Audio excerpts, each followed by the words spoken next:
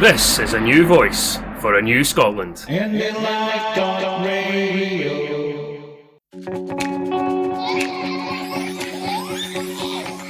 IndyPram, yes, IndyPram on IndyLife Radio.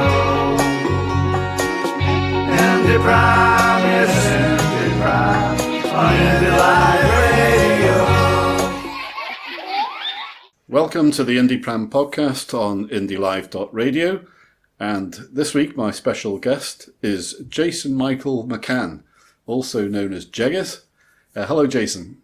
Hello, Ray. Thanks for having me here in my own kitchen during lockdown.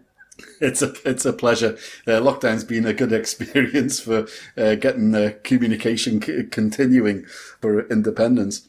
You're also known as Jeggett. That's your Twitter handle. Yes, that's the handle. That's what my mother used to say to me when I was growing up. In Ayrshire, it's a term for stop that or get out my way, Jeggett. Oh, you learn something new every day. Excellent. Now, I think congratulations are in order. You've just passed a milestone. Would you like to talk about it? Well, I don't know if there's much to talk about, and I'm not exactly sure what it means. But yesterday or the day before, I can't remember, my blog analytics told me that I had 1 million readers. So I think some of them like me. Some of them. You know, a lot of them just read to pick holes in it, you know, but it's nice. It's a really nice thing to do. And I never realised that I'd have a blog that would have that kind of reach. Would you like to give listeners information on the name of your blog and how it started?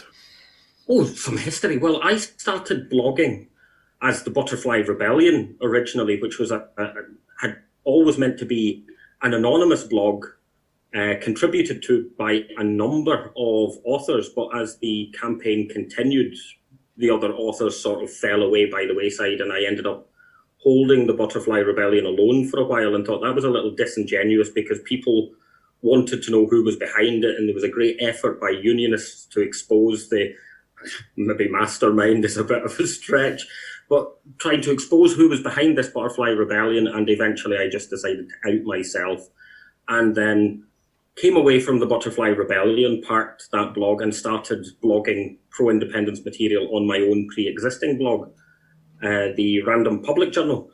And how that started, as we were just discussing before the show, was in 2012 when I discovered there would be a campaign for independence. Of course, I live in Dublin, so I read this in a newspaper one afternoon when I was walking home, and I saw there's a Scottish independence referendum on the offing. And I thought, isn't that marvellous? I left Scotland just after the election of Tony Blair, who I voted for, to my horrible, horrible shame.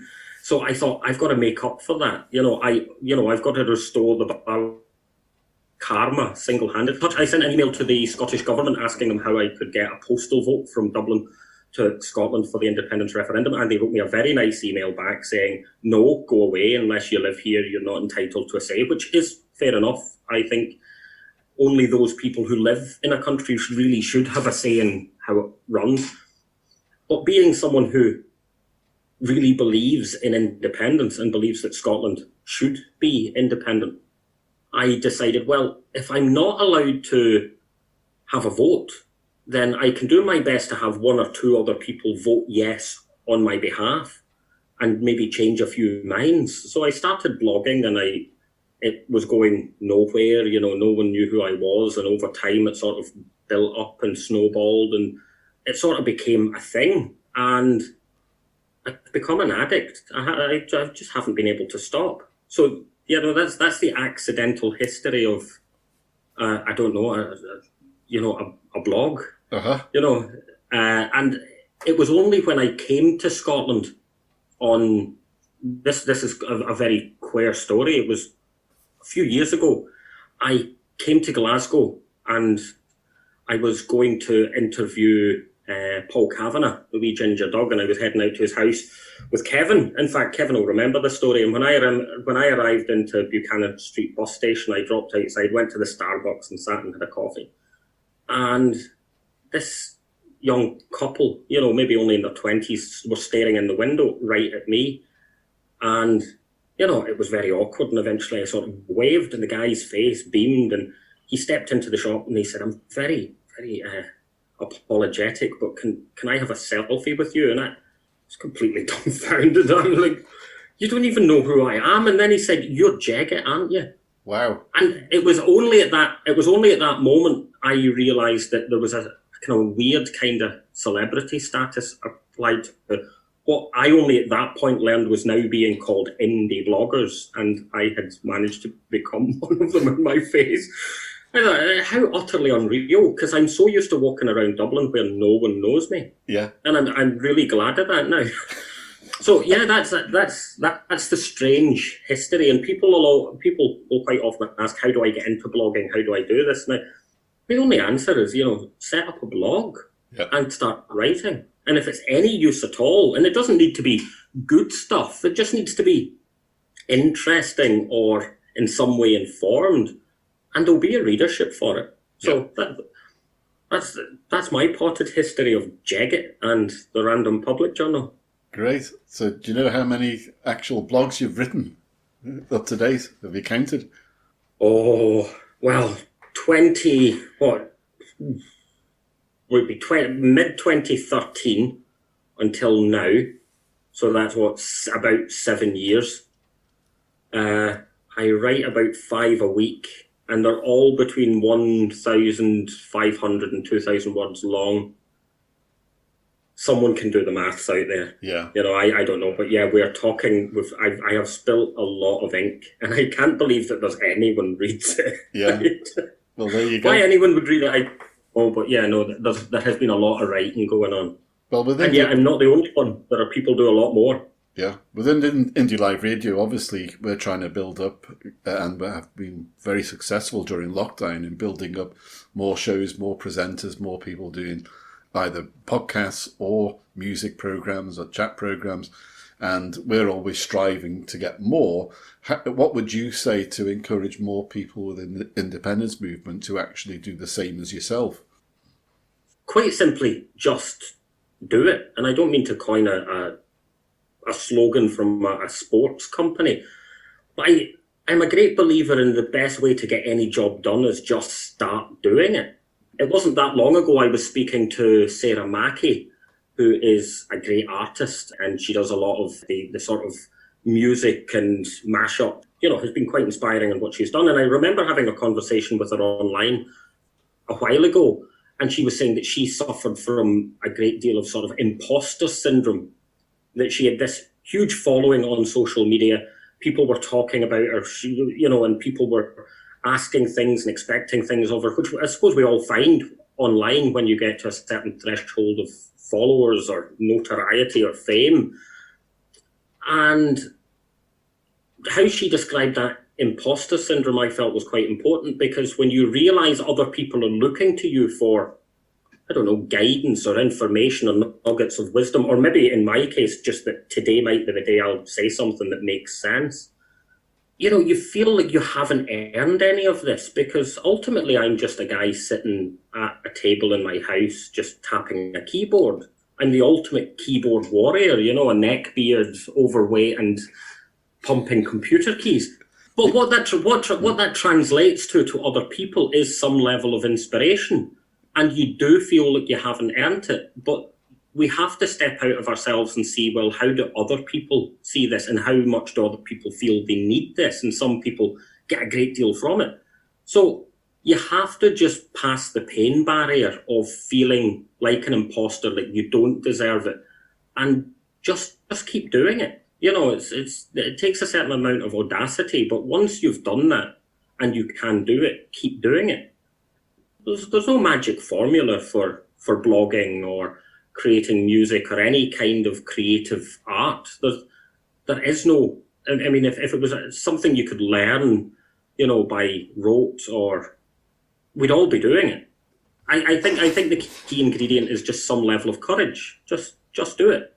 Yeah, because at the end of the day, what I get from reading blogs, including your own and Paul's and or James's, etc., is the fact that you're coming at points from a different angle than what I may have thought of before, and opening up a broader knowledge, because at the end of the day, we all come from a different experience, different background. We've all grown up differently, been educated differently, travelled differently. Some haven't travelled, and it needs, sometimes your outlook needs to be broadened, and it's just having the acceptance there to read something, take on board something that is a direction you hadn't looked at before, or a perspective you hadn't looked on before.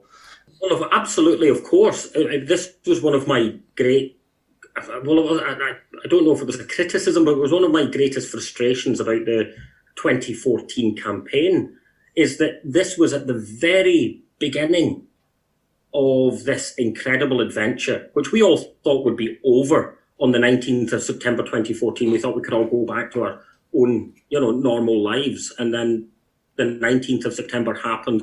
The Butterfly Rebellion I launched, I think, the following day in response to that defeat. And the reality is that in 2014, this was a very controlled campaign. It was led by Yes Scotland.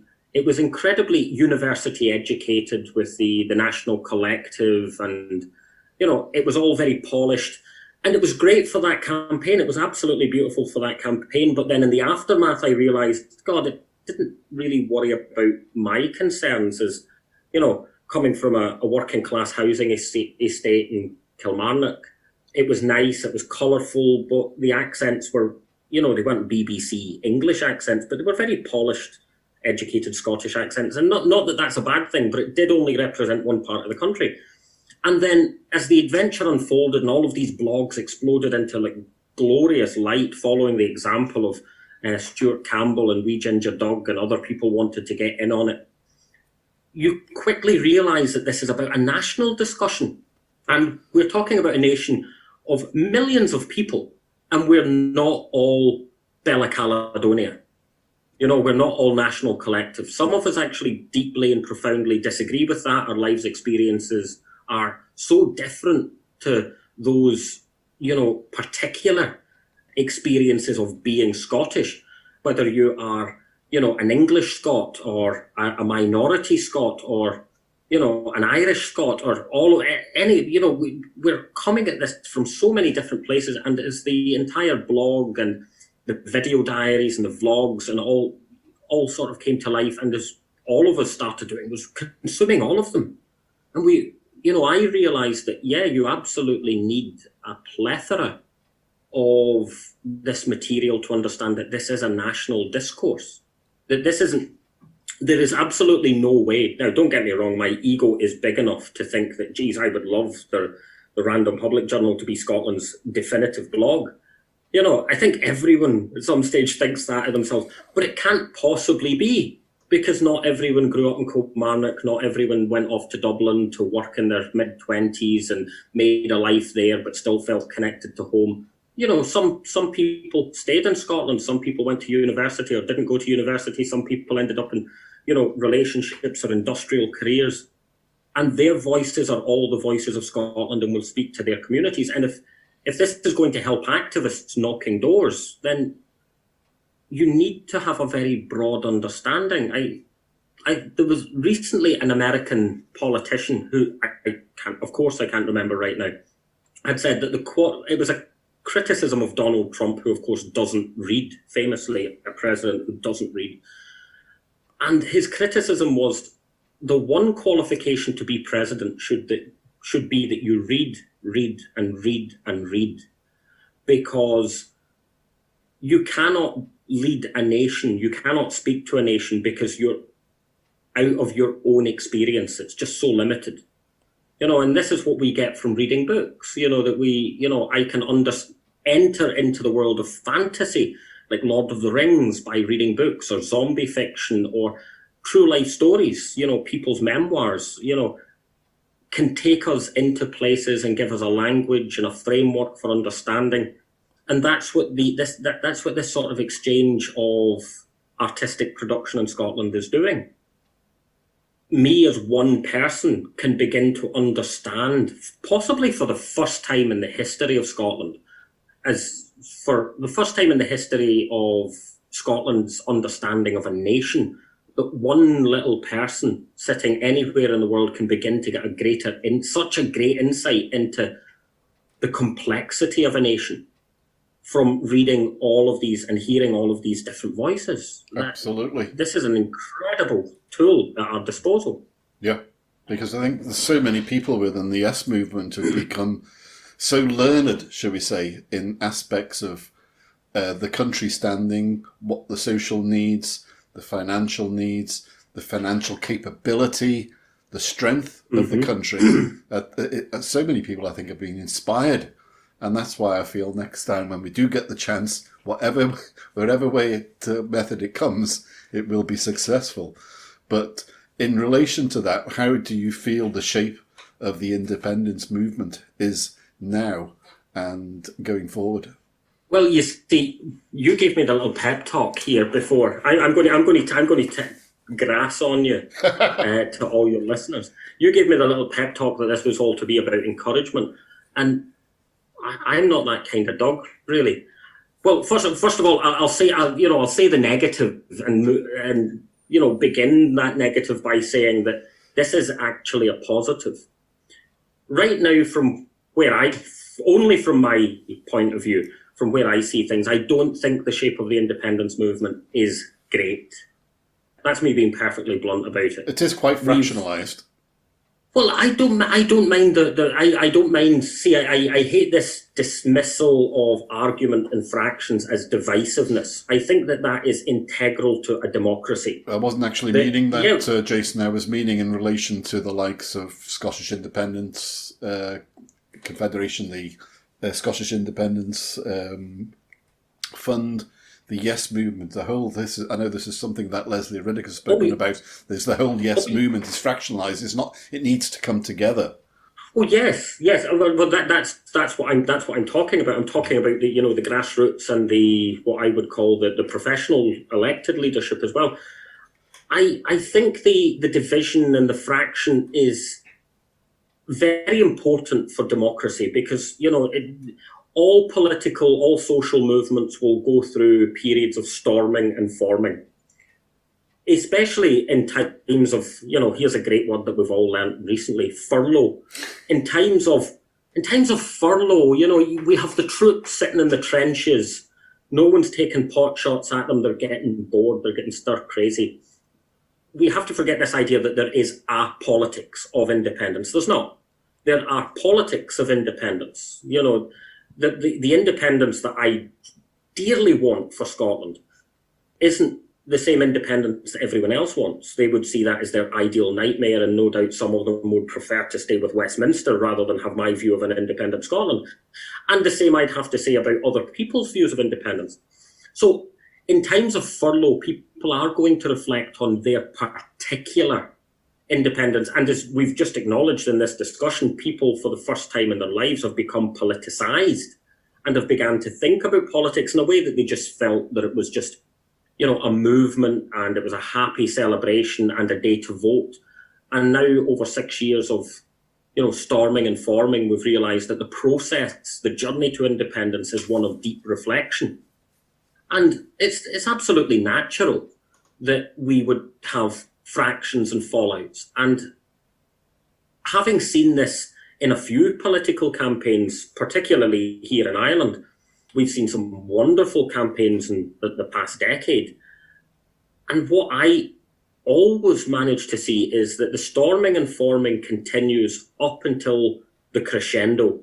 When you get to the high point of a campaign, and we saw this in 2014, we saw as we approached the middle of 2014, as we got to the end of summer and the vote got closer and the intensity of the campaign, the criticism, the common enemy of the British establishment media, we saw this moment where there was a moment of a perfect tune in the independence movement where it hit harmony.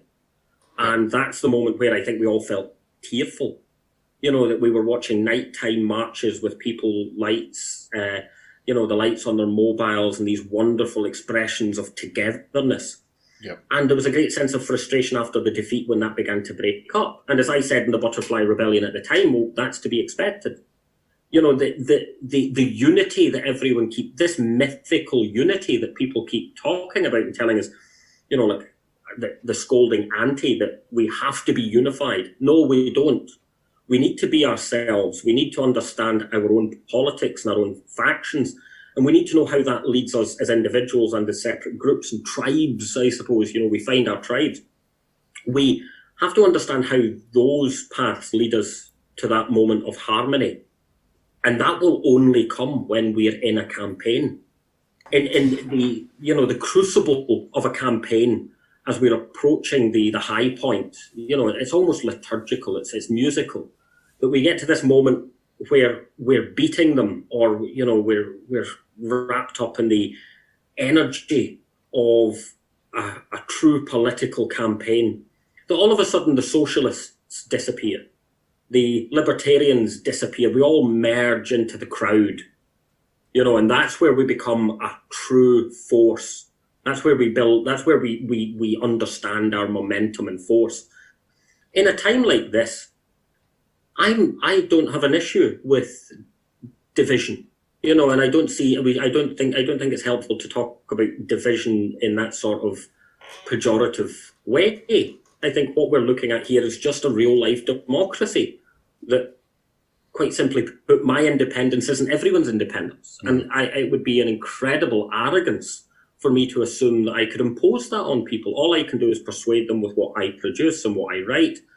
And, I get to see from the comments, some people love it, some people hate it, and some people are in between.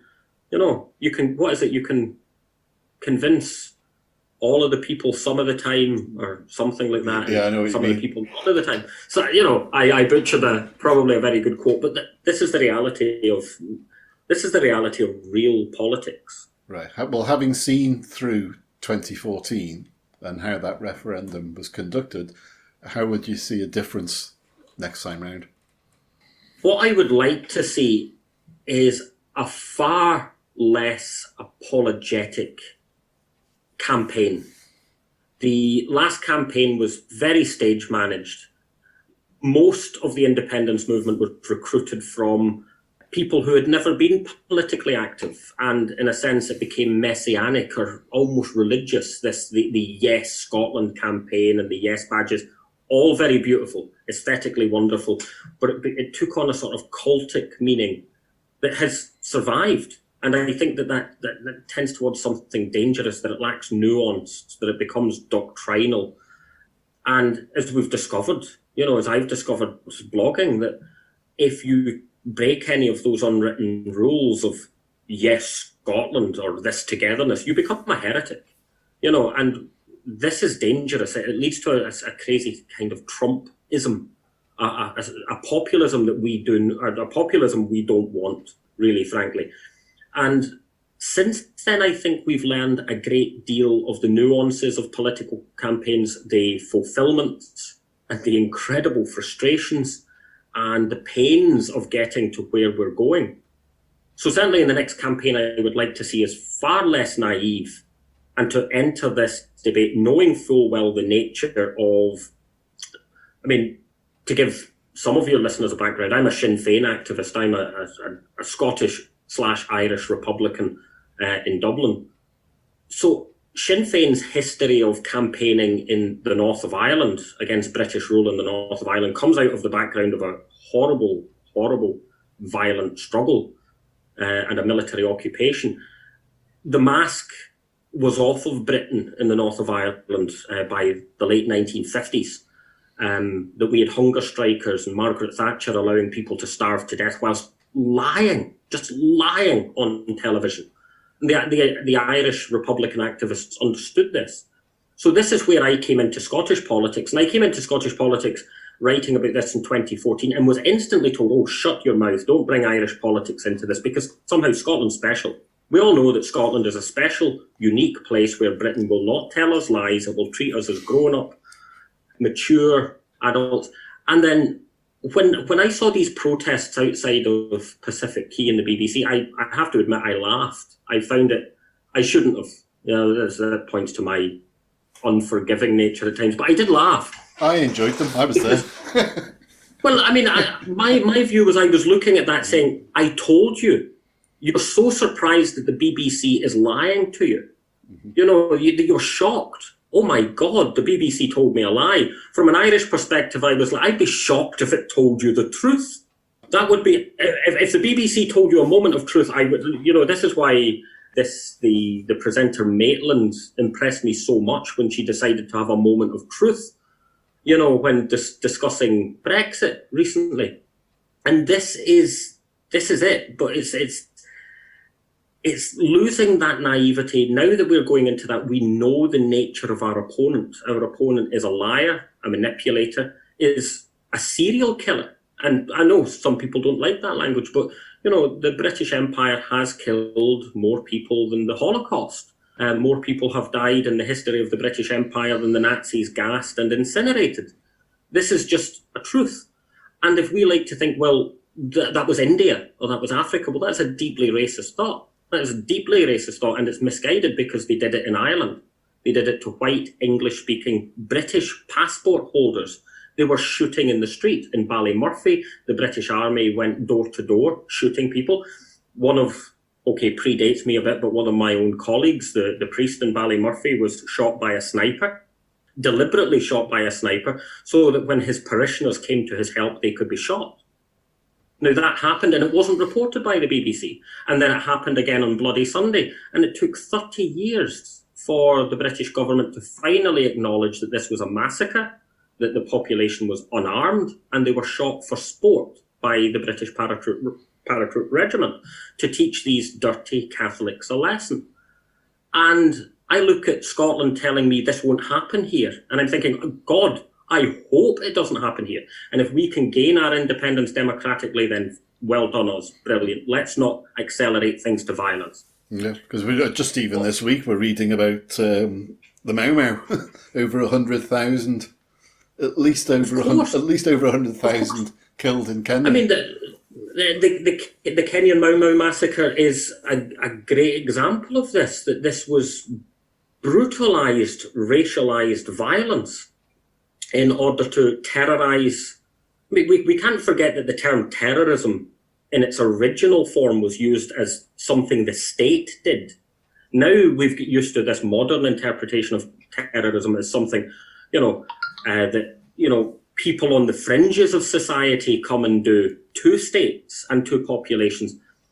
But the term terrorism itself comes from what states did to people, and what Britain did in Kenya, what Britain did in India and Bangladesh, South Africa, even in the United States of America before it gained its independence. The colonial army, the ex-British Expeditionary Force, was herding white colonists into churches and barns and burning them. Awful. Britain has a long, bloody footprint of human rights violations and cruelty, and that imperial imagination has survived through its private education system, through its patronage, through its royal establishment. We were shocked when we heard Donald Trump talking about treating black people the way they should have been treated, the way, in the old days we used to do this to them, and we were shocked. But now we're having echoes of that from the British establishment. In the good old days, this is what would happen. Well, they were maybe good old days for Eton and for the colonial boys and the pith helmets, but it wasn't good when the bayonets were landing on people in Culloden. Yep. That's a pet rant of mine. So the current state of the independence movement, you can see vision there ahead? Oh, there's definitely, yes. I mean, that's a really circuitous route there. But yes, I don't think the state of the independence movement is great. And it's because of that division and because of the furlough that we're in. But that in itself is no bad thing, because we may have people with very different opinions having lots of very, very big and explosive arguments. But on the ballot paper, it's just going to be yes or no. There's no nuance to that. So whether you are coming from my position or your position or anyone else's position, if we can agree on the road ahead is independence, then ultimately my politics and the politics of the SNP and the Green Party and any list parties that we see created now, so long as their politics are all moving towards independence as our shared goal, then we will accommodate one another and we will make the necessary compromises. And this is why even in the very name of a list party, it starts off as that effort to compromise. That it's hoping to run as a list on the regional list immediately tells us that this is not competition. They're not going to be splitting votes for constituency seats with the SNP, because we all understand that would weaken the cause. I get great flack for not being a devoted SNP supporter, but then I'm not an SNP member. I've never been an SNP member, and I don't feel that I owe the SNP anything. But I also understand that if I had to, I've no designs on it, but had I to stand for a constituency seat against an SNP, of course they'd beat me, there's no question in that. But, in my imaginary world, if I were stealing votes from them, then we're only going to let in Labour or the Tories. This process of negotiation for independence has already begun. No matter how much we're falling out with one another, we all understand that the objective here is a pro-independence, not majority, a pro-independence supermajority in Holyrood, so that we can show the resolute decision of the Scottish people. And more than one party in Holyrood doing that shows that this represents an entire spectrum of Scotland's political mind, which the SNP, no one political party can represent everyone. That is the stuff of Nazism. That's what the totalitarian state is all about, that the party will represent all the people. That's a nonsense. Correct. That we need a multi-party democracy, and many of those have to be pro-independence, and many of those have to not be for the union, or, So, yes, it's a mess, and it's difficult, and it's gotten slow, and we've got tracked down. It looks to me just now that there's quite a few. I was going to ask you about the list parties anyway, but while we're on the subject, my concern is that there's so many coming on board. It really does need something to come together. The only one that's actually mentioned about it being a coming together of all groups is the Yes Alliance, and but they're still not registered. I think they'll probably be registered with the Electoral Commission within the next few weeks. The Greens, I cannot see the Greens coming on board with them. They're going to fight for their own seats. A lot of SNP supporters are still under the impression that SNP 1 and 2 works, and are still to be convinced of the knowledge of the D'Hondt system. It's a different PR system that we have in Ireland, but 1 and 2 doesn't work. It doesn't work in any PR system, because proportional representation it's in the name. It's meant to be a proportional representation of the entire electorate. So I think it's right. Yeah, it's kind of unfortunate that we don't have the Westminster system right at a time when we want independence. It would be wonderful. But I think it's democratically right that we have a party that reflects a scale or a spectrum of opinion. And the 1 and 2 doesn't work because the system itself has been deliberately engineered to make sure that no party can dominate a proportional parliament. Effectively, that brings you back down the road of a sort of democratic dictatorship, which isn't good either. As for the list parties, I'm in favour of a little bit of chaos. That we can't engineer millions of people in a nation. It's an exercise in futility trying to tell everyone what to do. Of course, I can tell them, but it's like herding cats. That people will do what they do, and I see this the same in Twitter or Facebook.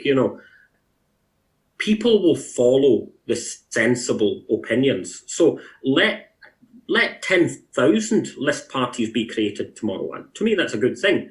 Only about 1 or 2 of them will survive. Because the rate of attrition is huge. Some parties won't have their act together, will fall out, and some of them will just be so nonsensical they're never going to pick up votes anyway, and it'll only be someone's little hobby in a garage. Fine, that won't impact on the ballots. what will happen is, whether it's the Independence for Scotland Party or the Yes Alliance or the Greens, if they choose to do a list, what you will see there is the serious parties, the parties that are in this as grown-ups who understand the democracy and know what their game is about, people will vote for, and that will show up on the day. When the ballots are cast, that will reflect on who gets elected and who doesn't.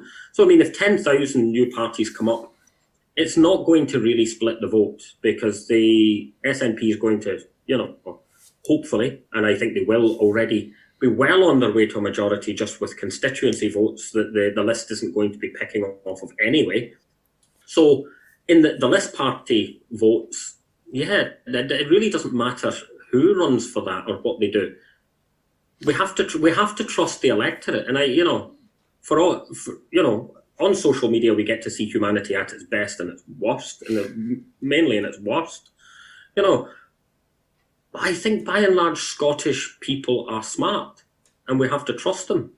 And this is the one thing that we don't find. This is, I think, one of the things we're just getting used to, because we've never been taken seriously as a people. We're too poor and too stupid.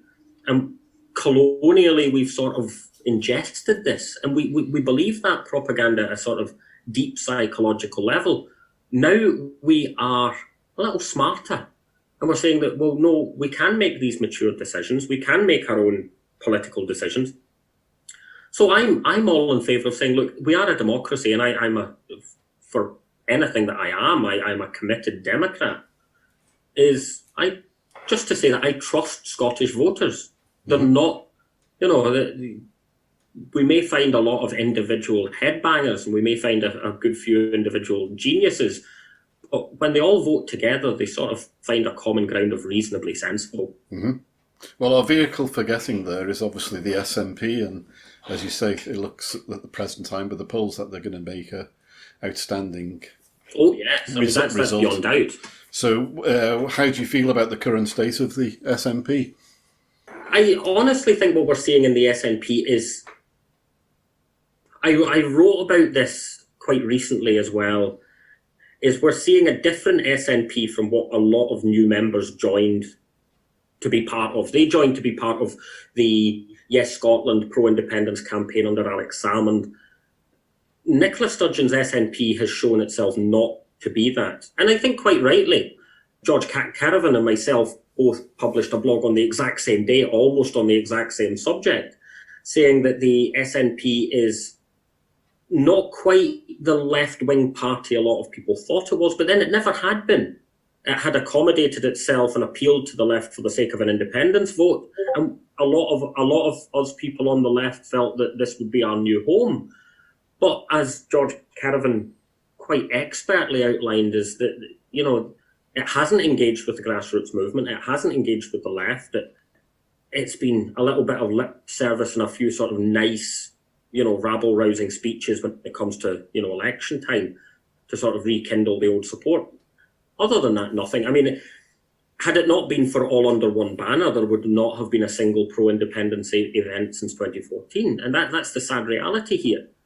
Nicola Sturgeon's party, which I'm not going to badmouth, it's a different politics. Other than independence, it's a different politics from mine. I mean, it would be at best centrist, at worst not quite right-wing, but, centre to right. It's pro-business. It's looking to woo the middle class. Fine. If that can win us independence, because we need those votes too, then fine. But ultimately, it's not my politics. And we're now seeing that division. We're seeing a number of SNP people and a number of ex-SNP, MSPs and MPs now sort of defecting from the party line as it has now been drawn. And again, I think that's ultimately, I think we all can see this coming, that after independence, the SNP will ultimately fracture. And it would have to, because the SNP is a party and a movement under the umbrella of independence. But when you look under the hood, there is quite a wide variety of political opinion there that in normal, if this were an independent state, you wouldn't have leftists like George Caravan and rightists I won't name names because I'll only start hissing. Anyway, but you won't normally find those in the same party. Yeah. And we found exactly very broad, and we found exactly the same in Ireland. As soon as Ireland gained, well, first it became a free state and moved towards becoming a republic. But we found that Sinn Féin, the party that initially won the landslide victory in 1919. By the time we get to the Irish Civil War, and Civil War actually tells you what happened.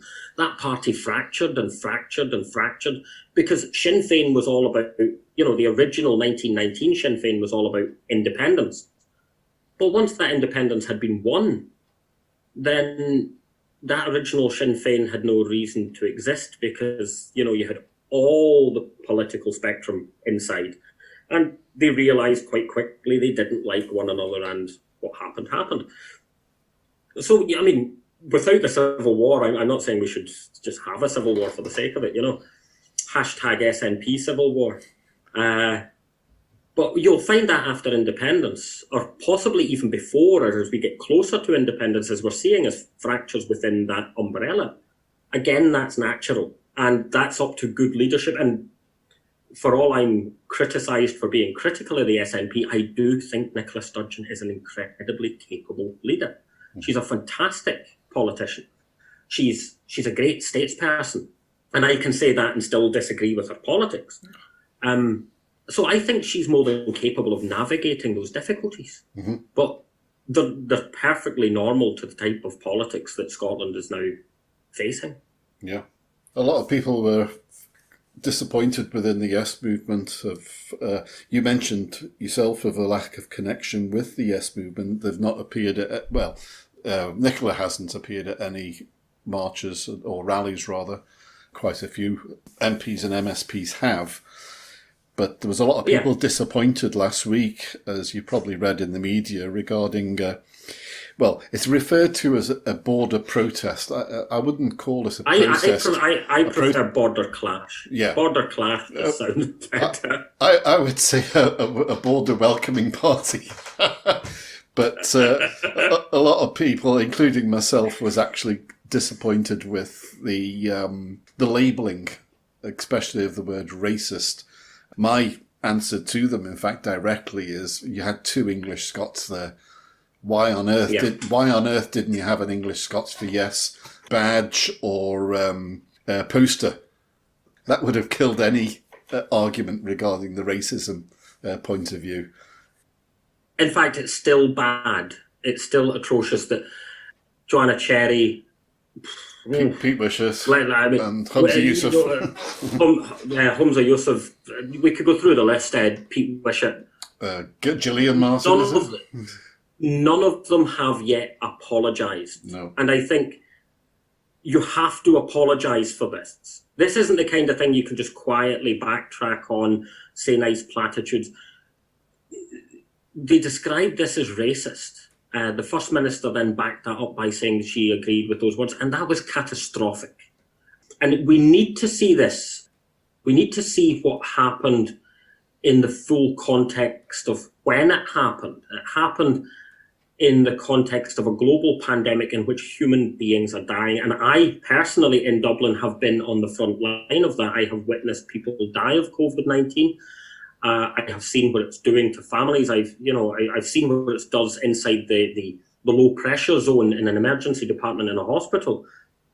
It's a terrifying illness. And I don't think we've experienced anything quite like this since in terms of the sheer terror that it evokes, since the AIDS fake. I'm not saying AIDS is fake, but the sort of moral panic that built up around AIDS, certainly helped by a load of horrible newspapers in the 1980s.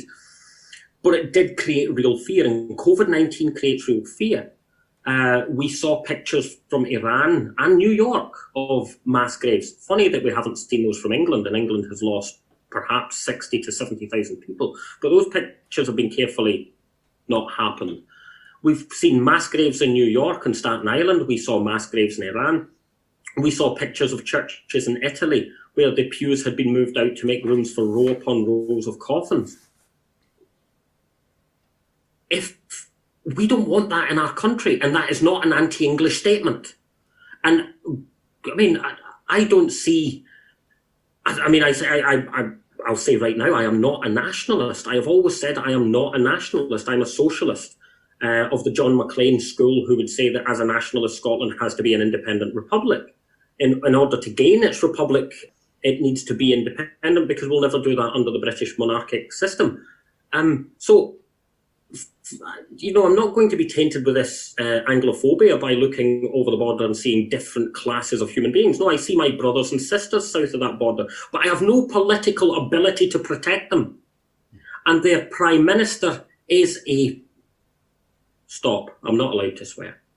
Their Prime Minister is a moron. He is a dangerous fool of a man who, in his arrogance, thinks that he can beat a disease that kills people at this incredible rate, the most vulnerable people in society, be it the poorest in society, the most marginal in terms of their ethnic status, or the elderly, people who just can't defend themselves. He is allowing them to die as part of some grand experiment, which probably has much more sinister roots, as we saw in the newspapers even before the disease hit, that we could allow Granny to die and it would have a net benefit on the economy. As a socialist and as a practicing Christian, I look at the situation in England and my heart breaks. These are our sisters and brothers. But I have no power to protect them. But I can protect my mum and dad.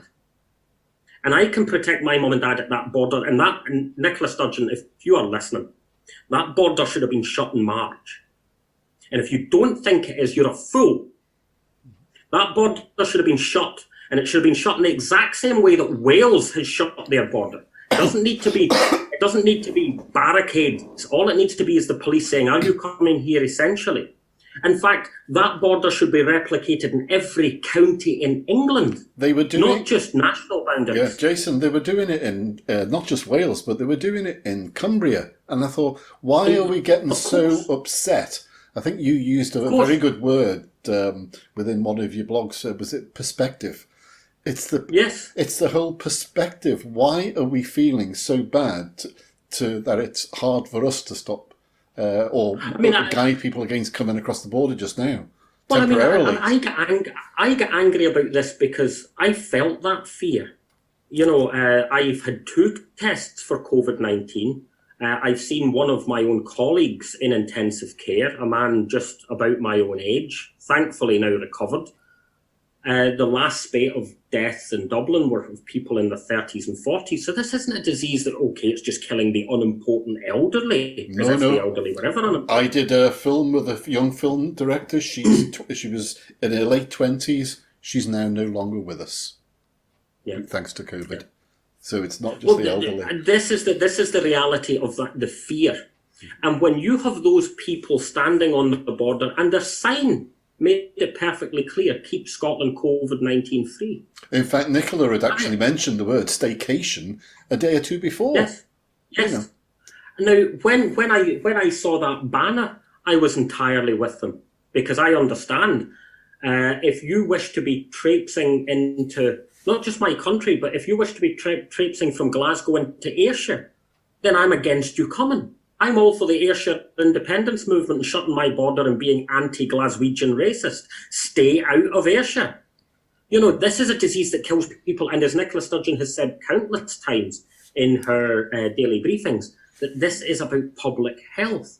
Yep. And that the reason to, okay, maybe close the border sounds too political. And yes, right, and in a situation like this, not to be politicising it.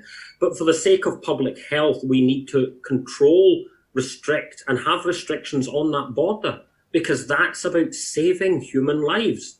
And that's also about reminding England that it has to look after itself as well. Because we found there's been cases, I think Ian Blackwood pointed it out up at the Speen Bridge at the Commandos Monument. There were people wild camping coming up from the south. Indy Truck Davy, he's all over the UK. Sorry, he's all over Scotland and a bit into the UK with his truck. He's driving up the A9 and he's seeing people parked up and camping with motorhomes and caravans on laybys. And I mean, it's insane. It's completely insane. And that's why I get so angry with Humza Yousaf, for describing this as racist. Yep. I thought you have gone and you've dropped the equivalent of you've taken the nuclear option to something that would have taken anyone on Twitter 30 seconds to find out something closer to the truth. I was in touch with the people on the border within half an hour. I was able to have Twitter contact with them before calling anyone a racist. And then only a few days later, and I could only respond humorously, Humza Yusuf tweeted an article about Greece closing its border to Serbia and being quite agreeable that that should be done for public health. So I retweeted him in a quote tweet saying, "Oh, those terrible racist Greeks." But he's incapable of seeing the irony. This was not Greece being anti-Serbian. It wasn't about, the Balkans dividing and getting ready for war again. It was about, this is a disease that doesn't care if you're English or Scottish. It doesn't care if you're Jewish or Catholic. If you get this disease and you fit the bill, this disease will put you 6 foot under. Yeah. And Humza Yusuf's arrogance, absolute arrogance, to describe these people as racist, I just felt was just so hurtful. And I ended up writing 2 blog pieces, one, laying out my charge, and the other one going into deeper reasons as to why I thought what he said was so stupid, and why what Nicola Sturgeon did. Sorry to your listeners who love Nicola, and I've complimented her, but by agreeing to that, she was just being stupid, and it did an awful lot of harm and created an awful lot of hurt. This is where I'd said to the actual organiser, I think we know who the organiser is anyway, but I said to him myself, I said, if I'd gone down there, I would have taken my English Scots for Yes poster, and that would have nipped it in the bud completely. So I wish people would include English Scots for Yes, especially when there's English present, and be more noticeable. Again, it was just another one of these occasions of a very clean, professionally washed up SNP election winning machine, making sure that no dirt stuck. Yeah. So as soon as this came from unionist sources, and of course the video came from Agent P, one of the most despicable pro-union trolls I've had the misfortune of meeting, a really horrible character, and of course anonymous. But the video came from this guy. Now, how did he get that unless he was there? Goodness knows. But anyway, that mystery's for another time and place. But it was in reaction to the unionist accusations that the SNP and the Scottish government went from 0 to 60 in no time at all and turned on their own. And right now, this again is one of my great criticisms of the Scottish National Party, is they have a very consistent history of turning on their own. And my last article in iScot magazine was about them turning on Denise Finlay and her treatment for speaking out against the treatment of Palestinians by Israel, and the SNP immediately leaping on that as anti-Semitism. Chaos, absolute chaos. But you were let or thrown under the bus yourself, and a talk was cancelled. But I think we should also, at this point in time, remember somebody else who's been thrown under a bus and wish him all the best for the future, and that's of course Grouse-Piecer, and wish Grouse-Piecer all the best. And so I was sorry, thinking about that this morning, that he still feels deeply sad about what happened to him with that accusation of anti-Semitism. Yeah. And now, of course, okay, the 2 things aren't related, and we can't use it as a weapon of guilt. But the man is now seriously sick. Yeah. But I think has more than proven his case that he was making a valid criticism. Yeah.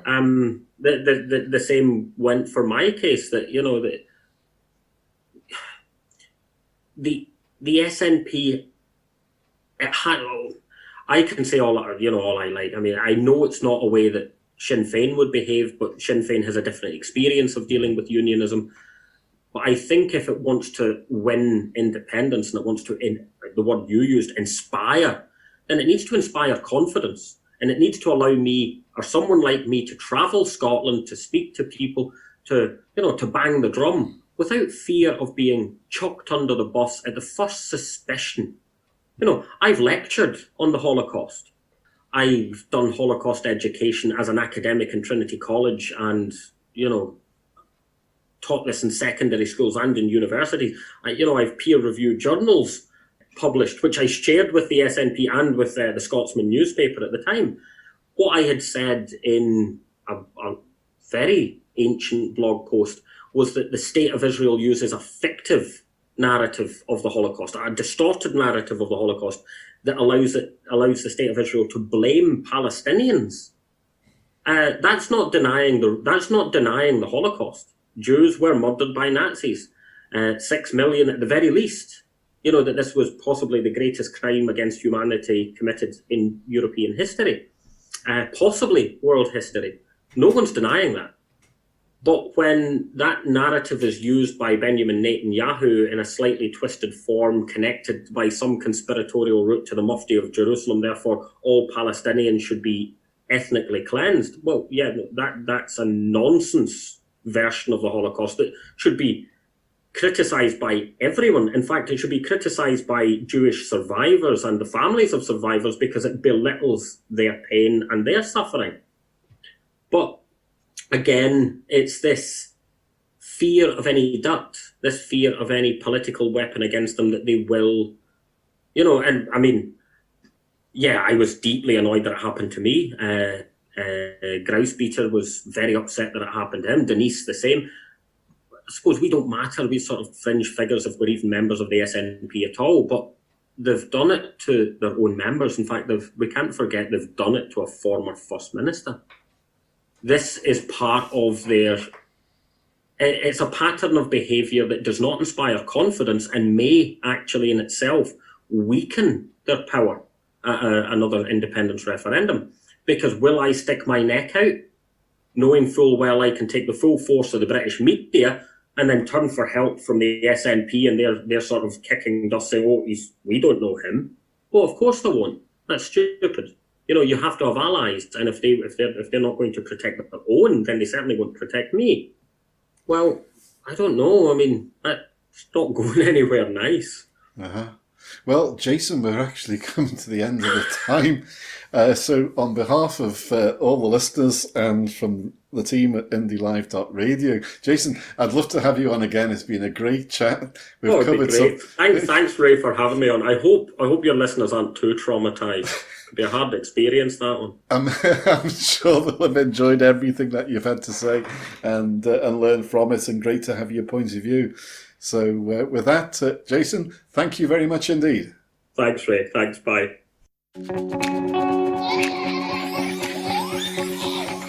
IndyPram, yes, IndyPram on IndyLive Radio.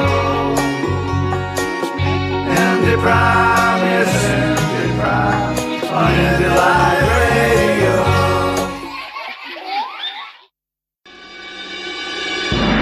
This is a new voice for a new Scotland. IndyLive.radio.